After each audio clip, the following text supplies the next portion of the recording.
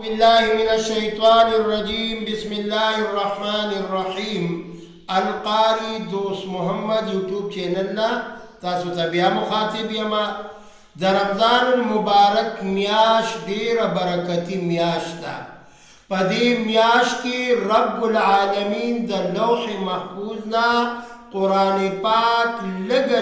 حصہ په واسطه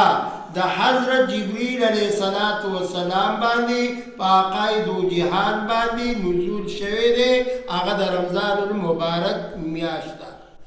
او په دې میاشت کې چې دا مبارک میاشت ده حضرت ابراهیم علیہ الصلوۃ والسلام ته صحیفه هغه د رمضان المبارک میاشت وا او غالبا 12 او 14 روزه کتابونو لیکلي ده او همدا میاشته په دې میاشت کې داود علیه السلام ته زبور هغه رالیږلی شوی دی په 12 او 14 او 14 غالبا او په دې میاشت کې رب العالمین موسی علیه السلام ته تورات په 8 رمضان المبارک ورکړی او حضرت عیسی علیه السلام ته په 14 او 15 باندې انجیل نزول شوی یعنی دا ډیره مبارکه میاشته بهترینه میاشته عظیمه میاشته د رحمتونو میاشته د مغفرت میاشته د نجات میاشته د جهنم نه نو تاسو ته او موږ ټولو ته پکار دي چې د قرآن عظیم الشان تلاوت اهتمام باقاعده وکړو ځکه قاریان حضرات په دې میاشت کې ځکه قرآن ډیر وایي چې رب العالمین په دې میاشت کې شهر رمضان الذي انزل فيه القرآن په دې میاشت کې رب العالمین قرآن عظیم الشان نزول کړی دی نو دا د برکت میاشته مبارکه میاشته د صبر میاشته د عظمت میاشته د قدر میاشته موږ او تاسو له پکار دي چې په دې میاشت کې د تلاوتونو ډیر زیات اهتمام وکړو د فضل خبرونه د فضولیاتو نه پرهیز وکړو رمضان المبارک دا مطلب دا نه دی چې صرف ته د روژه وکړه د خولې روژه وکړه د خېټې نه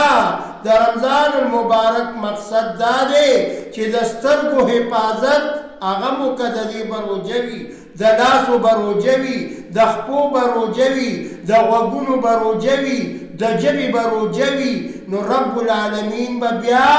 موږ او تاسو ته په خپل شان لایقه سره د دې ثوابونه اجرونه په خپله راکوي او د نورو میاشتو په نسبت سره رمضان ځکه بهتر دی چې الله پاک فرمایي چې زه به په دې میاشت کې د روژهدار ته د دې په اجرونه په خپل شان لایقه سره ورکوم په جنت کې به اعلی مقام د چا وي د روژهدار به وي ولې جنتونه دې میاشتې دپاره ښایسته شوي دي او هغې باندې قالین غوړېدلی دی دروازې کولو شوي دي صفیانې شوي دي او پکې حورانې ډېر چاپېره ولاړې دي او هغه وایي چې روژهداره کله به دې ښایسته ځای ته راځي نو رب العالمین دې دې روژه کې موږ او تاسو له د نیک اعمالو کولو توفیق راکړي بالخصوص د قرآن تلاوت دا پکې ډېر زیات وکړي امام ابو حنیفه رحمت الله علیه به په دې میاشت کې لازما څو ختمونه کتابونو لیکلي دي چې دا به امام ابو حنیفه صاحب کو یو روایت کې راځي چې 15 سپارې به د شپې لوستلي 15 سپارې به د ورځې لوستلي په ورځ کې به یو ختم د قرآن پاک کولو یعنی 10 سپارې به په ټول رمضان کې 10